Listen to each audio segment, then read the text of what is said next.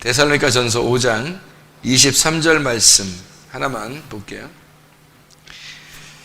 평강의 하나님이 친히 너희를 온전히 거룩하게 하시고 또 너희의 온 영과 혼과 몸이 우리 주 예수 그리스도께서 강림하실 때에 흠없게 보존되기를 원하노라. 거기에 영과 혼과 몸이 우리 주 예수 그리스도께서 강림하실 때 흠없게 보존되기를 원한다 그랬어요.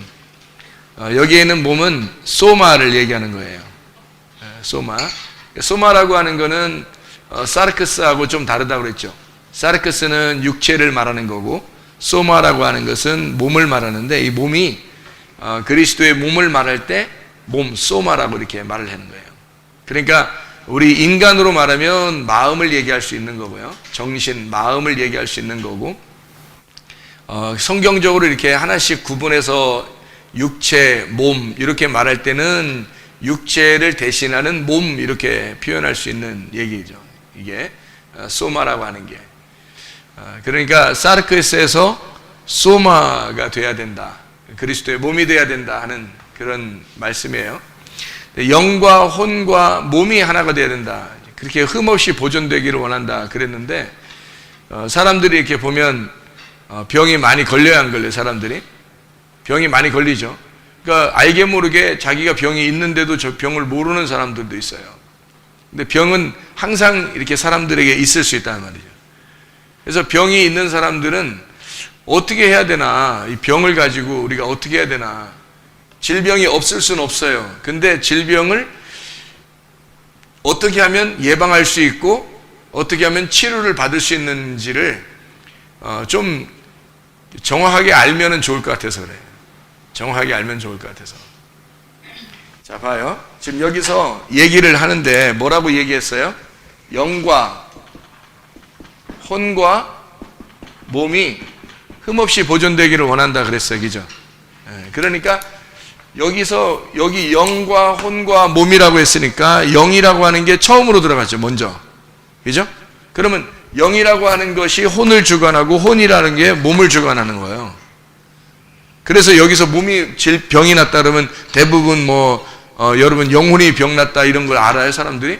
잘 안 보이니까 모르잖아요. 그런데 몸이 병이 나면 금방 알죠. 그럼 몸이 병이 나면은 어디서 치료의 근원을 찾아야 되겠어? 영혼에서 찾아야 되는 거예요. 그래, 근본이 거기 있는 거지. 치료의 근본이 그쪽에 있는데 그거를 여기서 몸에서 찾으려고 하는 거예요, 사람들이. 그러면은 자기가 잘 치료가 잘 안 될 경우가 있죠. 영혼의 문제가 생겼는데 몸에서 자꾸 찾으려고 하는 거야. 그러면 안 되지. 영혼의 문제에서 이 치료의 방법을 찾아야 되겠죠. 우리는 고린도후서 5장 17절 말씀에 보면 우리는 너희는 새로운 피조물이다 그러죠. 새로운 피조물이라. 이게 이제 이게 영혼 몸 이렇게 돼 있는 게 새로운 피조물이라는 게 새로운 사람이죠. 새로운 사람, 새 피조물. 그런즉 누구든지 그리스도 예수 안에 있으면 새로운 피조물이라, 새 사람 되었다는 얘기예요. 이전 것은 지나갔으니 보라 새 것이 되었도다 그렇게 되어 있거든. 새 사람이라는 게 우리가 옛 사람이었는데, 옛 사람은 잘 몰라도 새 사람은 꼭 해야 될 일이 있어요. 새 사람이 새 사람으로 살아가는 방식이 있다고. 그러니까 새 사람의 그냥 삶이 아니라 새 삶의 방식이 있다고요. 새 삶의 방식이 있어요. 새 삶의 방식이 어떤 걸까? 새로운 삶의 방식. 여러분이 예수를 모르고 있다가 예수님을 알게 됐어요. 그러면 새로운 삶을 살아야 되는데 그 새로운 삶의 습관, 방법, 양식, 뭐라고 할까요, 이게? 새로운 삶의 습관, 새로운 삶의 방향이, 방식이라고 할까? 이런 게 뭐라고 생각해? 여러분이 예수를 믿기 전과 예수를 믿는 다음에 확연하게 차이 나는 삶이 있어요. 뭘까? 어떤 삶을 우리는 살아요? 예배의 삶을 살아요. 그러니까 새로운 삶의 양식의 방식은, 삶의 방식은 예배예요, 예배. 그러니까 예배를 잘 드려야 되는 거야. 예배를 잘 드려야지만이 영도, 혼도, 몸도 건강한 거예요. 예배를 철저하게 성공해 보세요. 그러면 영혼이 건강해지고, 영혼이 건강해지면 몸도 건강해지는 거지. 만약에 몸에 문제가 생겼어. 그럼 우리는 영혼에 문제가 있다고 생각을 먼저 해야 되겠죠. 그러면 영혼을, 몸의 문제를 해결하기 위해서는 어디로 거슬러 올라가야 돼? 영혼으로 거슬러 올라가야 되는 거예요. 영혼의 문제에서 이걸 해결받아야 몸이 건강해지는 거죠. 그게 이제 성경적인 방법이에요. 그러니까 이 세상에서는 의사들을 많이 쫓아다니죠. 의사나 병원이나 약국이나 뭐 이런 데를 뭐 수도 없이 다니죠. 저도 많이 다녀봤는데, 그렇게 다니면서 그 사람들이 이제 약사라든지 의사라든지 뭐 이 사람들이 수준이 아주 자기들이 연구하다가 도저히 약으로 또는 뭐 자기 병원에서 이게 해결이 안 되는 것들도 많아요. 이 세상에는.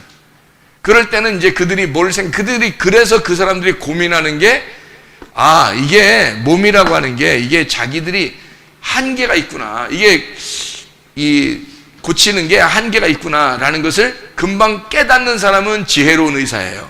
지혜로운 약사고. 그래서 그 사람들은 어떤 식으로 이제 접근을 하게 되냐면 자연에 뭔가 치료약이 있을 것이다 라고 이제 생각을 하는 거죠. 그것도 안 되면 뭐냐, 이제 그 사람들이 더 깊이 연구하는 사람들이 있는데, 더 깊이 연구하는 사람들이 뭘 찾아 배우냐면 영혼에 대한 문제를 배우고 있어요. 의사나 약사나 이런 사람들도. 왜냐하면 자기들이 도저히 해서 안 되는 것들도 많단 말이에요. 이런 것들을 어떻게 하면 해결할까 해서 연구하다가 그 사람들이 발견해내는 게 영혼의 문제를 해결해야 되겠구나라는 것을 그들이 알게 되는 거예요. 희한하죠? 그러니까 우리들만 영혼의 문제를 고민하는 게 아니에요. 이 세상에 있는 모든 종교들도 다 영혼의 문제를 고민합니다. 이 세상의 종교들도 다 영혼에 대한 문제를 고민하고 그래요. 철학도 마찬가지고. 우리가 그냥 이렇게 몸만 가지고 살아가지 않는다는 것을 금방 그 사람들이 깨닫고 있는 거죠. 근데 그 사람들이 이제 그거를 우리가 이제 우리의 그 의학적인 용어로 우리 자연적으로 의학적인 용어로 뭐라고 이제 하냐면, 뭐가 강해야지만이 건강하다고 이렇게 말하냐면 면역력이 강해야 건강하다 그래요. 그러니까 여기에는 항상 영혼 몸에는 면역력이라는 게 있는데, 이 면역력이라는 게 있는데요. 이 면역력이 한마디로 말하면 치료자예요. 치료자. 하나님이 이 면역력 치료자를 몸속에 다 하나씩 준 거예요. 이걸. 몸속에 하나씩 다 준 거예요. 그래서 면역력이 강해진 사람은 치료자가 강한 거예요. 근데 만약에 면역력이 약하면 치료자가 약한 거야. 병균이 들어오잖아. 뭐 세균을 통해서 들어오고 그러잖아요. 그죠? 그러니까 여기 속에는, 몸속에는 있잖아요. 균이라는 게 있어요. 균이라고 있는데, 이 균을 갖다가 억제시키고 이걸 조절하고 밸런스를 유지하게 이렇게 만드는, 예를 들어서 유익균이 있고 유해균이 있어요. 근데 이거를 원래는 여기 80%에 20%, 이게 한 70%에 30% 정도가 돼야 이게 건강한 사람의 몸이에요. 그러니까 이게 없는 게 아니야. 있긴 있는데, 해를 끼치는 세균도 있는데, 유익을 주는 균이 80%나 70% 되면 이제 건강한 거예요. 그러니까 여기보다 높으면 되는 거야. 여기보다 높으면. 근데 이게 반대로 되잖아. 이게 반대로 되면 이제 그 사람은 이제 완전히 다 망가지는 거야. 몸이 다 건강이 다 해쳐버리는 거예요. 이렇게 하기가 어려운 거예요. 그러니까 요거를 이제 다시 요런 식으로 바꿔줘야 되는 거예요. 몸을. 요거를. 이렇게 바꿔줄 때는 이제 시간이 많이 필요하죠. 근데 어떤 사람이 금방 시간이 짧게 빨리 되냐면, 영혼의 문제를 해결하는 사람은 이게 빨리 다시 돌아오게 돼요. 이게 속에서. 그러면 이제 이게 강해지게 되겠죠. 이게 강해지게 되면 자기가 스스로 자가 치료 능력이 생겨서 스스로 치료하게 된다는 거죠. 이게. 그 면역력이라고 하는 거예요. 그 사람들이 똑같은 음식을 먹어도 어떤 사람은 식중독 걸리고 어떤 사람은 식중독 안 걸리는 사람 있죠. 그게 왜 그러냐면, 이 약해서 면역력이 약한 사람은 식중독이 금방 걸리고, 그만 똑같은 음식을 같이 먹었는데 면역력이 강한 사람은 식중독이 속에 들어왔는데도 그거를 이겨버리는 거예요. 그래서 안 걸리는 거예요. 똑같은 게 들어왔는데도 똑같은 균이 들어왔는데도 그렇단 말이에요. 면역력이 강하게 되려면 어떻게 하면 면역력이 강하게, 면역력이 굉장히 중요한 거거든요. 면역력이 굉장히 중요한 건데 이거를 어떻게 하면 면역력을 좋게 하느냐, 그거를 제가 한번 설명해 보려고 그러는 거예요. 오늘 면역력을 어떻게 하면 강화시켜야 되나, 어떻게 하면 면역력을 보강해서 진짜 치료, 우리 속에서 몸에서 치료할 수 있는지 한번 적어보려고 그래요. 어떤 건가. 먼저 면역력이 좋아지려면 어떻게 해야 되냐면 먼저 좋은 공기를 마셔야 돼요. 좋은 공기. 그러니까 공기 좋은 데를 가면 사람이 건강해진다 그런 말 하죠. 그죠? 좋은 공기를 마셔요. 그래서 좋은 공기를 마셔야 돼. 그러면 건강해지는 거예요. 사람이 왜 병이 있었는데 산속에 들어가서 혼자 이렇게 막 풀 뜯어먹고 이렇게 살고 혼자 이렇게 했는데 몸이 좋았다 이런 사람들도 있죠. 그죠? 왜 그러면 좋은 공기가 있는 거예요. 거기에. 이런 도심지에 있는 공기가 아니라 좋은 공기가 있는 거예요. 그럼 이것만 우리가 좋은 공기만 마시면 그냥 다 건강해지나? 그건 아니게 또 있겠죠. 그죠? 그래서 면역력을 강화시키는 데는 여러 가지가 필요한데 그 중에 몇 가지를 제가 설명해 주려고 하는 거예요. 두 번째, 뭐가 필요하냐면 좋은 물이 필요해요. 그러면 그냥 나쁜 물도 있는가? 그렇죠. 그냥 먹는 물 중에서도 나쁜 물이 있어요. 수돗물도 있을 것이고, 지하수도 있을 것이고, 생수물 먹는 것도 있을 것이고, 아니면 어떤 이렇게 산성물이 있을 것이고, 그죠? 알칼리성 물이 있을 것이고, 이러잖아요. 그러면 이제 사람 몸에는 어떤 물이 더 좋다 그래요? 알칼리성 물이 더 좋다 그러죠. 그죠? 그러니까 물 중에서도 급이 있는 거야. 물 중에서도 급이 있는데 그 중에 좋은 물을 마시면 좋다는 거예요. 좋은 물. 좋은 공기도 마셔야 되고 좋은 물도 마셔야 되는 거예요. 그래야 건강해지는 거예요. 무슨 얘기인지 알겠죠? 그러면 이제 이것만 있으면 되는가? 이것만 물만 마시면 그냥 사는 거예요, 그냥? 아니죠. 예. 뭐를 먹어야 돼? 좋은 음식을 먹어야 돼요. 좋은 음식을. 그러니까 그게 나쁜 음식도 있는가? 그렇죠. 나쁜 음식 같은 게 있죠, 분명히. 사람들이 이렇게 화학적으로 만든 것들 있잖아요. 그런 것들은 나쁜 음식이지. 좋은 음식은 자연에서 나온 자연 음식들을 좋은 음식이라고 그러죠. 자연 식품들 있잖아요. 그런 게 좋은 음식이에요. 자연 음식들이. 그리고 유산균 같은 거 있죠? 유산균 같은 거. 그거 먹으면 좋아요. 그게 유익균이란 말이에요. 유산균 같은 게 유익균. 그래서 유익균들을 많이 집어넣어주면 좋은 거예요. 유산균 같은 거. 좋은 음식. 그러니까 좋은 음식에서는 자연식품으로 된 음식, 유산균, 이런 게 좋은 거죠. 그리고 또 어떤 게 비타민 같은 거예요. 비타민 같은 것도 좋죠. 비타민을 이렇게 섭취를 해주면 몸이 이제 좋아지죠. 속에 잘못된 것들이 이렇게 있어도 비타민이 가가지고 막 싸워주고 이렇게 이 힘이 면역력을 강화시켜줘서 그걸 싸우게 된다는 거죠. 좋은 음식. 그러니까 좋은 음식에는 좋은 미네랄이 있고 그리고 좋은 비타민이 있고 좋은 유산균들이 있어요. 좋은 음식에는. 그러니까 그런 것들을 이제 만약에 부족하다 그러면 보충해 주는 거죠. 그런 약들을 통해서 보충해 주는 거예요. 좋은 음식. 이런 좋은 음식을 갖다가 먹는 게 상당히 중요하다. 그러면 좋은 음식만 그러면 먹으면 그럼 다 되는가 이제? 좋은 공기 마시고 좋은 물 마시고 그리고 좋은 음식 먹으면 되죠. 이렇게 하면 되는 거예요. 이러면 건강해져요. 많이. 실제로 건강해져요. 근데 이렇게 하는 사람들도 몸이 안 좋은 사람이 있을까 없을까? 있겠죠. 그래서 이제 이 다음 것들을 또 같이 생각을 해봐야 되는 거예요. 좋은 공기도 마시고 좋은 물도 마시는데 좋은 음식도 먹어요, 이 사람이. 유산균, 비타민, 자연식품, 이런 것들을 통해서 좋은 걸 이렇게 섭취를 한다고요. 자, 그러면서 이제, 뭐를 또 해야 되냐면, 이것만 있어서는 안 되고, 좋은 게 또 뭐가 필요하냐면, 햇빛이 필요해요, 햇빛. 햇빛이 필요한데, 햇빛이 그 미세먼지가 많고 이러면은 별로 안 좋겠죠, 그죠?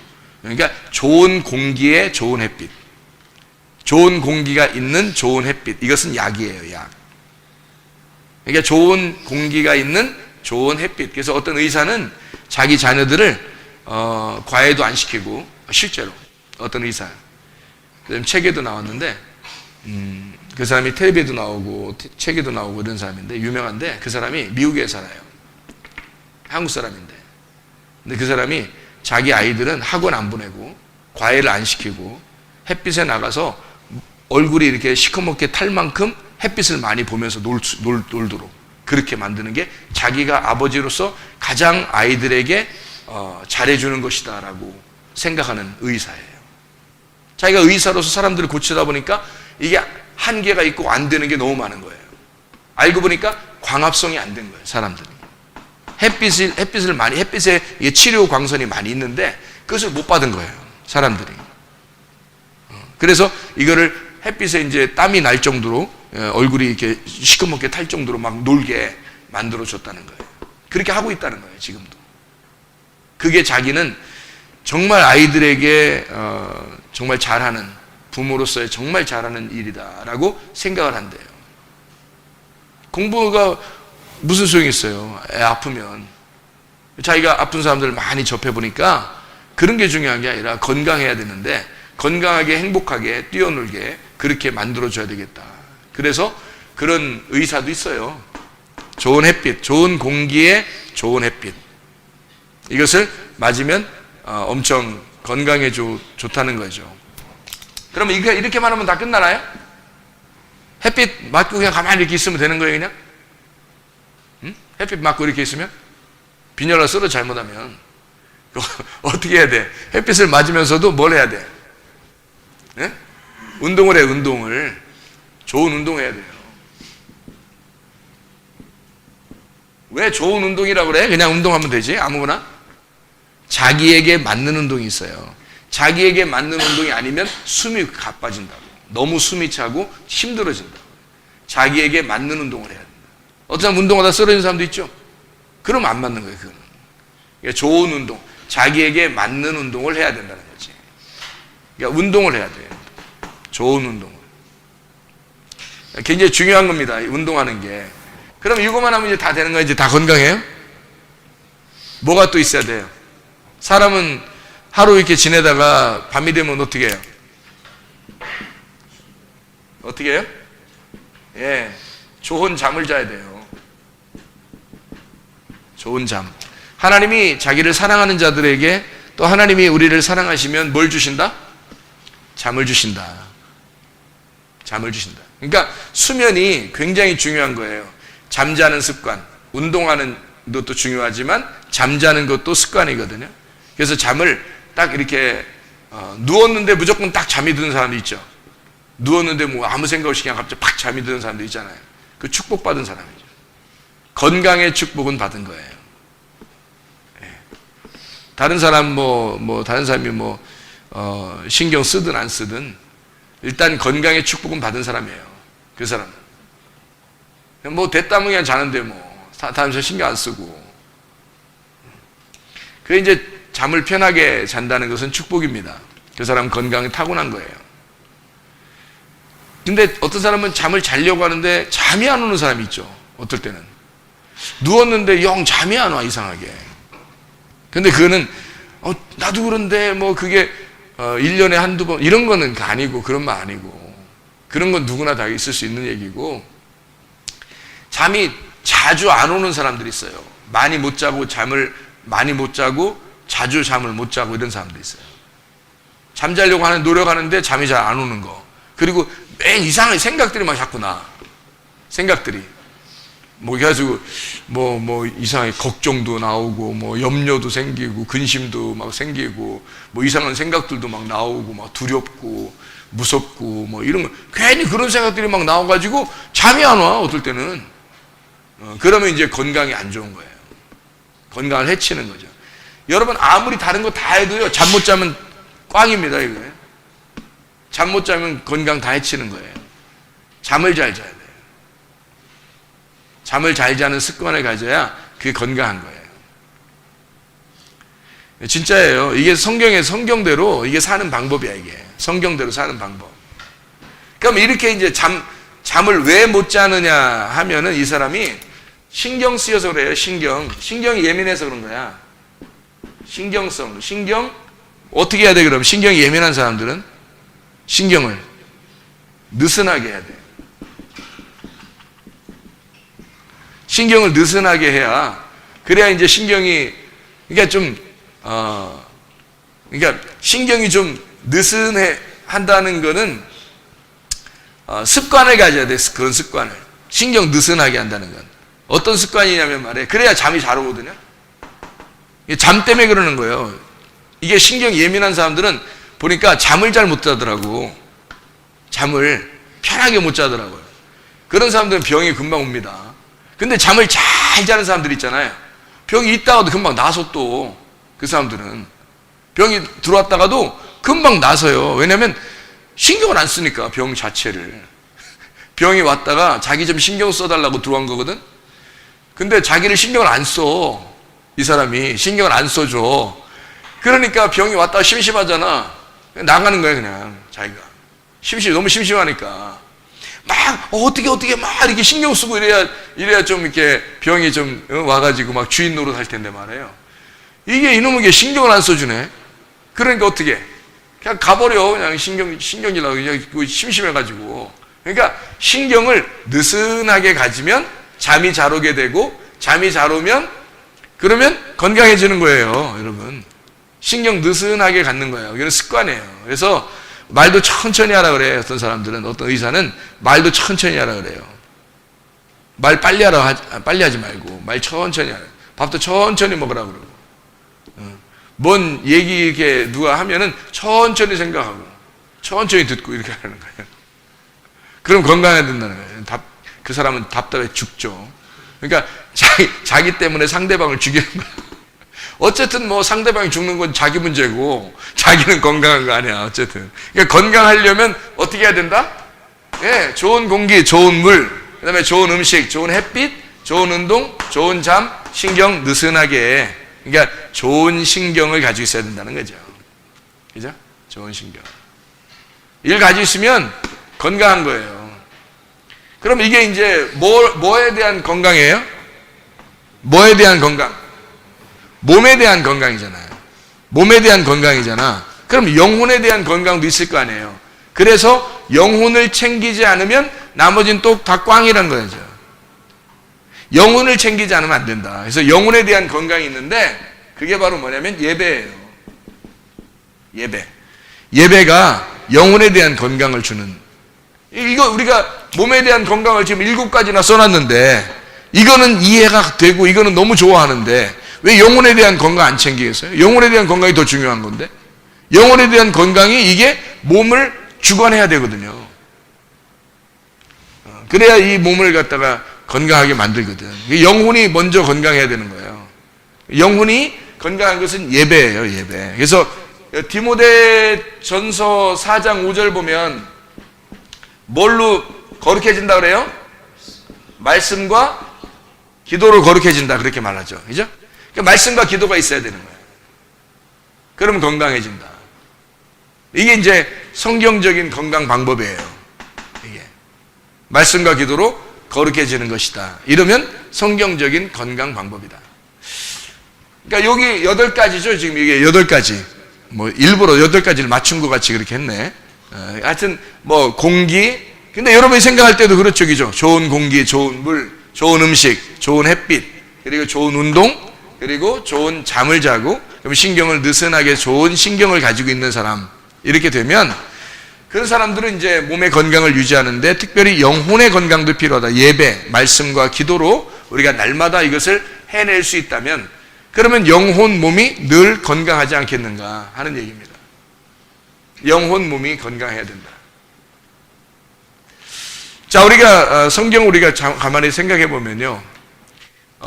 오늘 새벽에도 우리가 같이 이야기를 나눴는데 성경에는 사람이 나오고 산이 나와요. 그죠? 사람이 나오고 산이 나와. 그러면 사람이 나오고 산이 나오는 이 장면들을 가만히 이렇게 보면 먼저 산이 나오는 게 아니라 사람이 먼저 나와요. 사람이. 그럼 어떤 사람이 먼저 처음 창세기에 보면 창세기 2장에 누가 나와요? 아담이 나와요. 그죠? 아담이 나오는데 이 아담은 어디에, 어느 산에 있어요? 에덴 동산. 에덴 동산에 있어요. 아담이라는 사람은. 그렇지? 근데 에덴 동산이 먼저 있었어요? 아담을 먼저 만들었어요? 아담을 먼저 만들었다고. 그러니까 아담에게 생기를 불어넣어줘서 아담이 비로소 이제 생령, 살아있는 혼이 되니까, 그러니까 거기에다가 에덴 동산을 만들어 놓고 에덴 동산을 좀 지켜달라는 거죠. 에덴 동산을 어떻게 해달라고 했어요? 아담한테. 농사 져달라 그랬죠. 농사 져달라. 에덴 동산을 농사 지을 사람이 없어서 이제 아담을 만들었다 그렇게 말하는데, 그러면 에덴 동산의 농사라는 것은 뭘 얘기하는 거예요? 예배를 말하는 거죠. 그죠? 예, 그러니까 에덴 동산을 예배할 아담이라는 얘기예요. 그걸 아담을 먼저 나오고 그 다음에 에덴 동산을 만들어서 거기에서 예배를 드리게 했다는 거죠. 하나님의 원래 목적이 그러니까 뭐예요? 아바드하는 예배예요. 인간을 만드신 목적, 생기를 불어넣어줘서 말씀을 불어넣어서 그 사람을 호흡하게 하고 살아있게 만드는 그 사람을 뭐 때문에 만들었을까? 예배 때문에 만든 거예요. 그 예배가 아니었다면 에덴 동산을 농사할 사람을 만들 필요가 없었다면 아담은 안 나오죠. 근데 에덴 동산을 예배해달라고, 그 에덴 동산에서 예배해달라고 아담을 만들었으니까, 생기를 불어넣어줬으니까 예배가 목적인 거죠.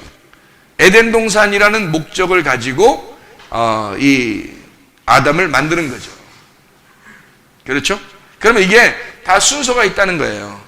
아담 때는 에덴 동산이 있었고, 노아는 노아 방주가 어디에 머물러요? 아라랏산에 머물죠? 노아 방주가 하필이면 왜 아라랏산에 머물냐 이거예요. 그렇죠? 아라랏산에. 그래서 노아는 아라랏산에서 노아 방주가 정착을 해서 그 정착한 아라랏산에서 예배를 드리는 겁니다. 하나님께 경배하는 거죠. 그러니까 노아가 아라랏산에서 예배를 드리더라. 그러니까 아라랏산이 먼저 있는 게 아니라 노아를 살려서 노아를 아라랏산에다 갖다 놓는 거죠. 그러니까 노아가 아라랏산의 주인이 되는 거예요. 노아가 아라랏산의 주인. 그러니까 제사장인 거죠. 노아가 인류 첫 이제 아담 이후에 인류 첫 이제 제사장이 되는 거죠. 노아가 아라랏산에서부터 시작된. 이해가 되겠죠? 무슨 말인가? 자, 그 다음에 이제 아브라함은요. 아브라함은 어느 산에 가서 예배를 드리죠? 모리아 산에 가서 예배를 드려요. 모리아 산에서 예배를 드려요. 그 창세기 22장에 2절을 보면 나와 있죠. 창세기 22장 2절 보면 이제 그 아브라함이 창세기 22장 2절 보면 아브라함의 여호와께서 이르시되 내 아들 내 사랑하는 독자 이삭을 데리고 어디로 가라고? 모리아 땅으로 가서 내가 네게 일러준 한 산 거기서 그를 번제로 드려라. 모리아 산에 가서 예배를 드려라 그렇게 말해요. 아브라함 보고 이삭을 드려라 이렇게 예배를 드리라고 할 때 모리아 산으로 일부러 지시를 내리잖아요. 가라고. 그죠? 그러니까 뭔가 의미가 있는 거죠.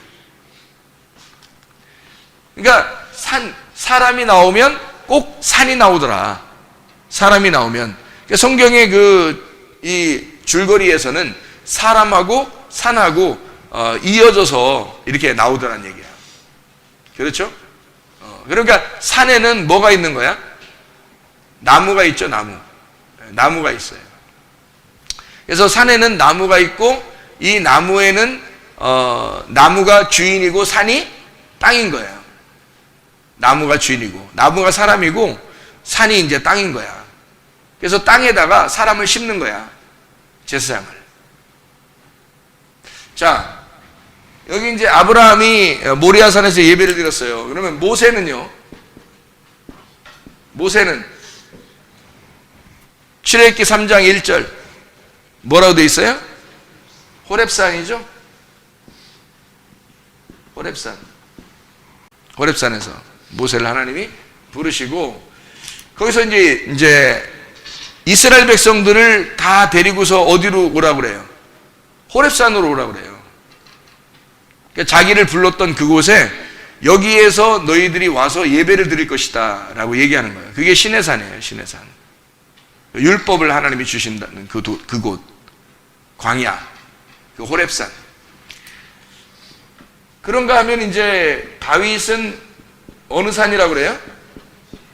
예, 시온산에서 하나님 앞에 예배드리는 이게 이제 예루살렘이 되는 거죠. 예루살렘. 이게 예루살렘은 뭐가 있는 곳이죠? 성전이 있는 곳이죠. 성전.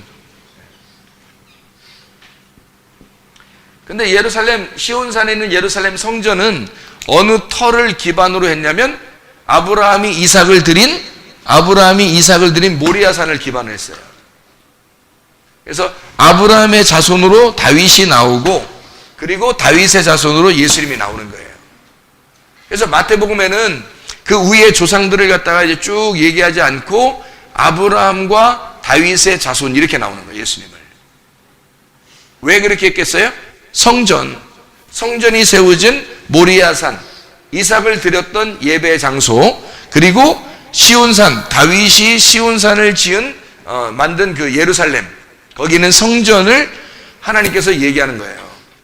그러니까 아브라함과 다윗의 자손으로 예수님이 나와서 우리의 성전이 되실 거다 이 말이에요.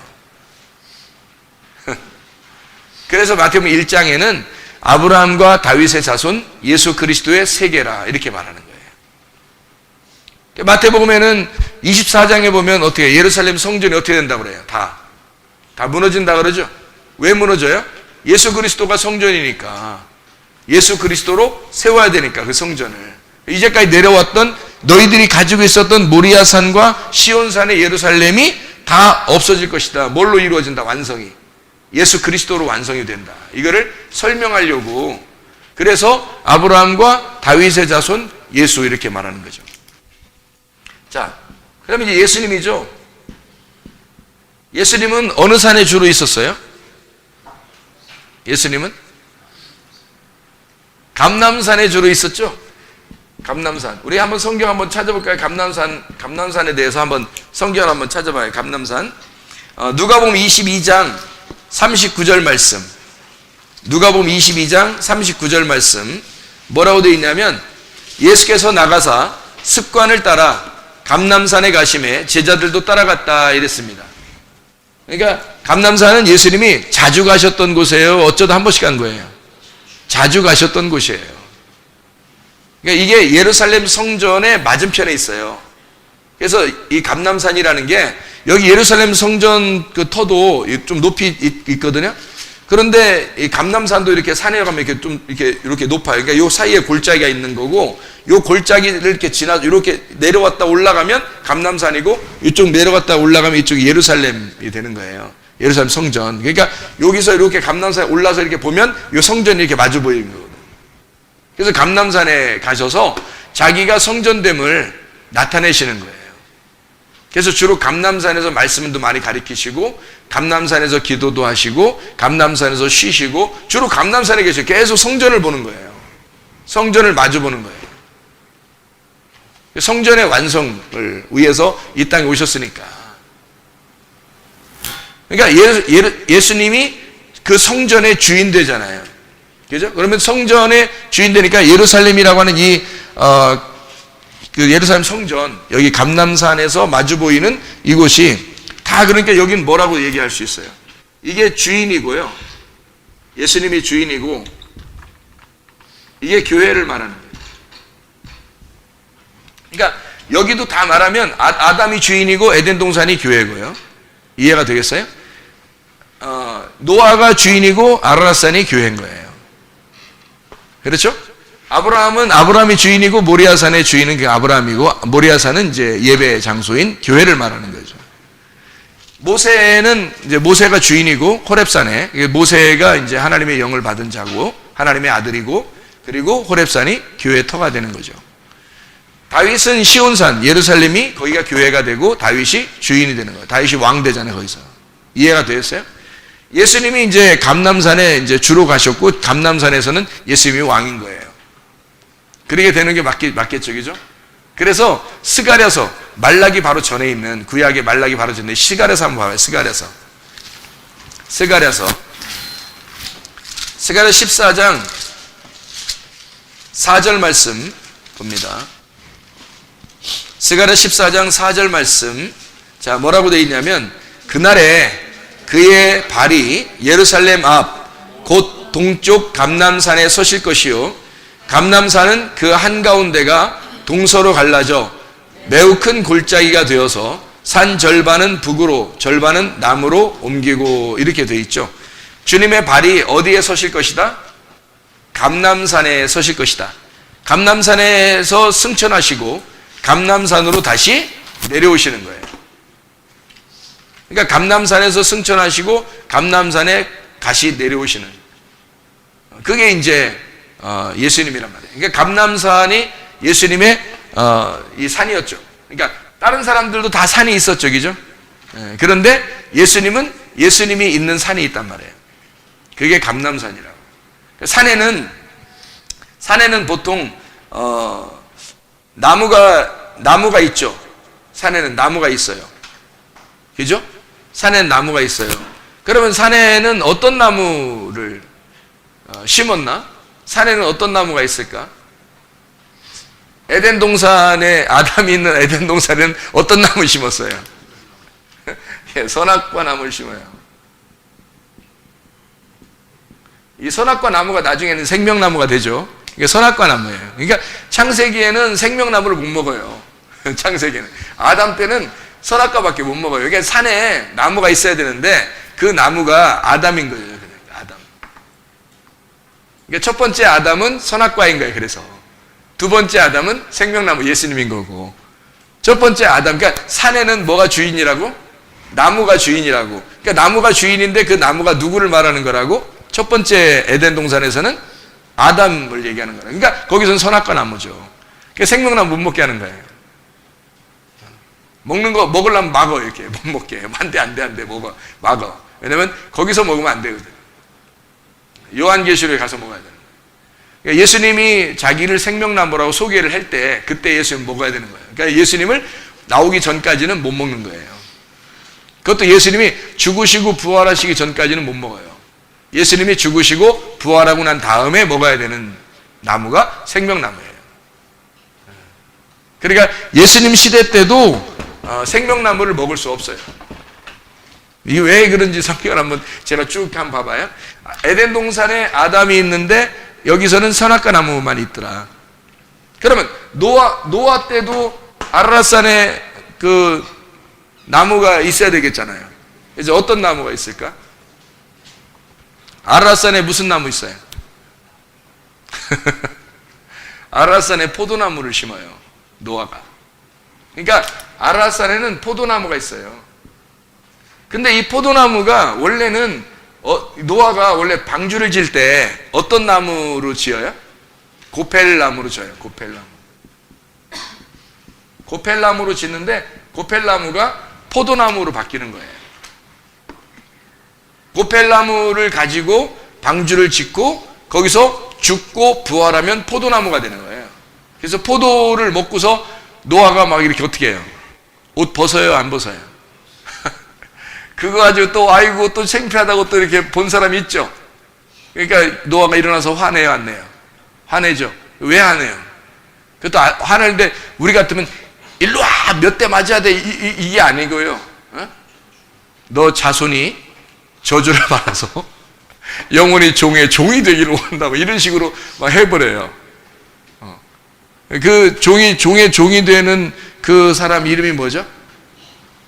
가나안이죠. 가나안. 왜 가나안을 그렇게 해놨을까?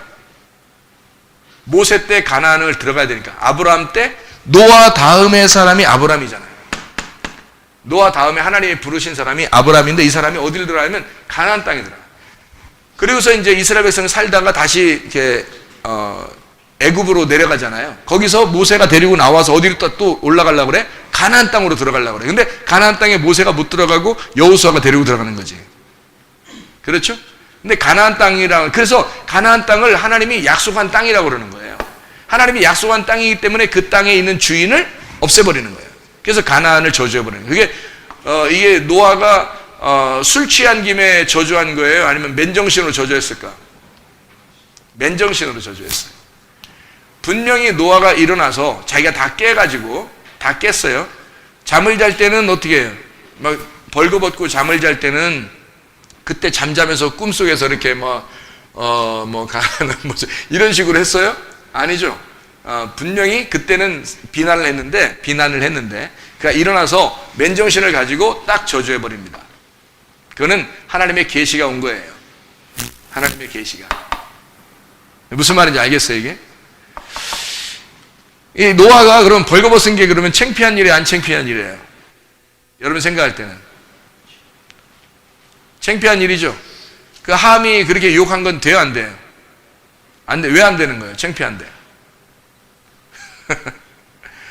창피한 일이 아닌 거예요. 왜 창피한 일이 아닌 거냐면, 다시 생각해 보세요. 자, 노아가, 아담이 에덴 동산에서 벌거벗고 있었어요, 안 했었어요? 벌거벗고 있었죠. 근데 이 시대가 노아 시대 다 끝났어요. 아담의 그 시대가 노아 때 다 끝나고 노아가 다시 시작하는 거예요. 그래서 노아가 아라랏산에서 벌거벗고 있는 거야. 하나님 안에서. 하나님 안에서 벌거벗고 있으나 그는 부끄럽지 않은 거예요. 하나님 안에 있으니까. 그가 첫 번째 인류가 되는 거예요. 다시. 그러니까 아담의 시대가 끝나고 노아가 첫 번째 인류가 되는 거예요. 첫 번째 아담이 되는 거 다시. 무슨 말이냐? 그래서 고펠나무가 포도나무로 바뀌는 거예요. 포도나무는 생명의 양식입니다. 이게 천국의 음료라고 그래. 가나의 혼인잔치 때 혼인잔치 예수님이 뭘 만들어줘요? 포도주를 만들어주죠. 물로서 포도주 만들어주잖아요. 그러니까 포도주가 나쁜 거라면 그렇게 만들어주기 위해서 혼인잔치인데? 혼인잔치죠. 혼인잔치니까 하늘나라 혼인잔치에는 뭐가 있어야 된다? 포도주가 있어야 된다는 거예요. 이게 천국 음료란 말이에요. 천국의 음료수. 그게 포도주예요. 성경에서 말하는. 그래서 노아는 그걸 먹고 벌거벗었던 거예요. 너무 좋아서. 하나님하고 자기가 투명하게 교통하고 있었던 거야. 근데 그걸 욕한 거예요. 그러니까 맨정신으로 일어나서 그를 딱 저주해서 앞으로 자기 자손들로부터 나올 그 아브라함 자손들이 거기에 그 가나안 땅을 차지하게 될 것이다 라고 하는 것을 예언해 놓는 거죠. 놀랍죠? 성경이 다 이렇게 이루어진 거죠. 자, 그러면 여기 이제 노아 때는 고펠나무가 포도나무로 나와 있죠. 아브라함 때는 모리아산에 가는데, 원래 아브라함이 어떤 나무에 가서 이렇게 예배드리고 그래요? 이 아브라함 때는 상수리나무예요. 상수리나무. 아브라함 때는 상수리나무예요. 상수리나무가 하나님이 이제 계신 그 나무거든요. 거기서 예배를 드리고 그러는 상수리나무에서요. 참나무과입니다. 진리가 있는 곳이에요. 그래서 진리를 가르쳐 주는 곳 상수리나무인데, 이게 에셀나무 있는 곳으로 바뀌어요. 그래서 에셀나무, 하나님이 계시는 그 에셀나무로 바뀌어요. 자, 이제 이게 나무가 주인인 거야. 나무가 이 땅의 주인이 나무인 거예요. 모세는 호렙산에 가가지고 어떤 나무를 만나죠? 떨기나무 만나요. 떨기나무를 만났는데, 사실 떨기나무를 만나서 거기서 그 떨기나무로 이렇게 떨기나무가 어떤 나무예요? 도대체가 가시가 있는 어떤 보잘것없는 나무예요. 가시나무새 같은 거 아시죠? 그죠? 그런 거죠. 가시나무새가 모세 때 시딤나무예요. 시딤. 그 광야에서 이스라엘 백성들이 이렇게 데리고 나오면서 법궤를 만들고 성막을 만들 때 다 나무가 어떤 나무? 시딤나무예요. 가시나무새. 가시나무 나무. 이게 그 시띠무로 된 그 조각목 같은 거로 만드는 거죠. 이게 시띠나무예요. 가시나무. 그러니까 왜냐하면 모세는 호렙산 자체가요, 황폐한 거예요. 죽음을 의미하는 곳입니다. 그러니까 가시나무, 고통과 고난을 의미하는 환란을 의미하는 광야. 그래서 모세는 사람들, 이스라엘 백성을 데리고 나와서 광야에서 고생하게 하는, 그게 컨셉이에요. 모세가 하는 컨셉은. 여호수아는 가나안 땅에 데리고 들어가는 거고요. 자, 다윗 때 시온산, 다윗 때는 어떤 나무예요? 다윗 때는, 예, 종려나무. 다윗 하면 종려나무 있고요, 종려나무가 있고, 또 백향목 아시죠, 그죠? 예, 종려나무 있고, 감람나무, 백향목, 이제 왕이 가질 수 있는 그런 나무들이에요. 왕이 갖는 나무들. 그가 가지고 있는 나무들. 그러면은 여기서 예수님은 어떤 나무일까요? 예수님은 처음에 뭘로 와요? 겨자씨 같이 와요. 그러니까 예수님은 겨자씨 나무로 와요. 자기를 겨자씨 나무라 그러죠, 그죠? 씨인데 겨자씨, 누룩, 보화, 그물. 그럴 때 그 겨자씨로 오신 분이 예수님이라 그러죠. 그 겨자씨가 감람나무가 포도나무가 나중에 생명나무로 바뀌죠. 그러니까 이 예수님이 감람산의 주인이신데, 거기서 그 감람산에서 예수 그리스도가 완성을 하시면, 이 땅에 오신 것을 완성하시면 생명나무가 되셔서 교회를 이끌어 나가요. 그러니까 아담부터 시작한 하나님의 그 성경이 나중에 교회로 완성되는 거죠. 이게. 자, 여러분 보세요. 예배라고 하는 것, 말씀과 기도를 통해서 우리가 영혼이 구원을 받고 영혼이 건강해집니다. 사람이 몸만 건강한 게 아니라 영혼이 건강해야 진짜 건강한 거예요. 의사들도 하는 말이, 자기들이 도저히 하다 안 되면 영혼에 문제가 있구나라고 하는 것을 생각해요. 그러니까 영혼과 몸이 함께 건강해야 됩니다. 우리가 몸이 건강한 것은 좋은 공기, 좋은 물, 좋은 음식, 좋은 햇빛, 좋은 운동, 좋은 잠, 신경 느슨하게, 이런 게 뭐예요?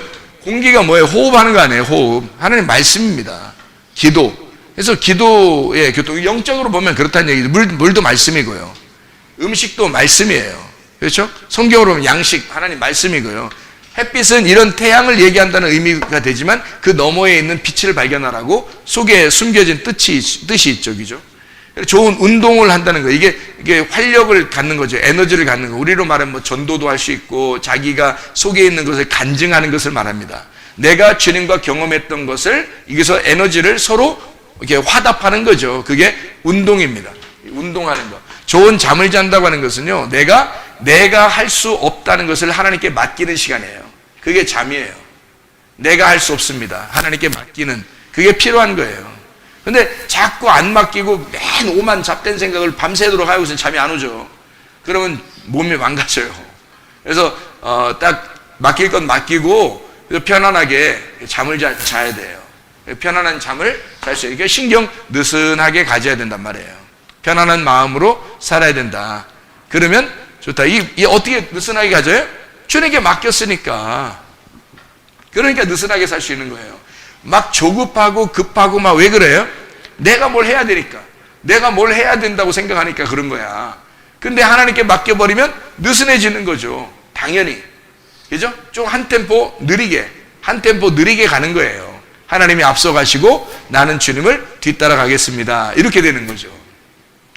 이런 삶을 살면서 우리가 예배, 영혼의 예배, 말씀과 기도로 충만한 하나님의 삶을 살아가시기를 바랍니다. 이게 새로운 사람, 새 사람이 생활하는 새로운 생활 방식이에요. 영과 혼과 몸이 다 건강해지시기를 바랍니다.